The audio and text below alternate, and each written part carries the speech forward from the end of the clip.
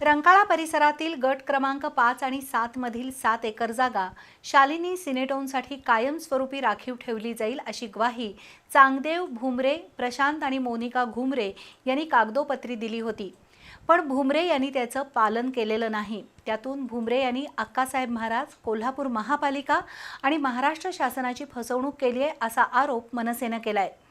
त्यामुळे भुमरेसह त्यांना सहकार्य करणारे कोल्हापूर महापालिकेचे अधिकारी आणि सुनावणीला गैरहजर राहणाऱ्या वकिलांवर सुद्धा फसवणुकीचा गुन्हा दाखल करावा, अन्यथा तीव्र आंदोलन करण्याचा इशारा मनसेनं दिलाय.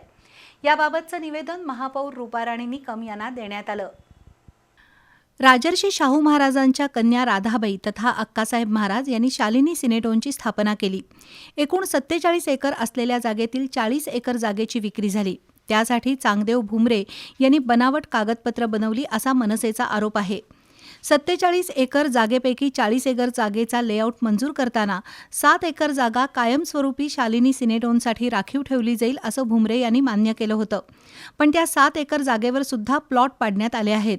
त्यासाठी महापालिकेचे अधिकारी आणि काही शासकीय अधिकारी यांच्याशी भुमरेंची मिलीभगत आहे असं सांगून मनसेनं आज महापौर रूपाराणी निकम यांना निवेदन दिलं. शालिनी सिनेटोनमधील हेरिटेज बिल्डिंग पाडल्याप्रकरणी भुमरेवर गुन्हा दाखल आहे. आता भुमरेला सहकार्य करणाऱ्या महापालिका अधिकारी आणि सुनावणीला उच्च न्यायालयात गैरहजर राहणाऱ्या महापालिकेच्या वकिलांवरही फौजदारी गुन्हा दाखल करावा अशी मागणी मनसेनं केली आहे. 7 दिवसाचा अल्टिमेटम दिलेला आहे.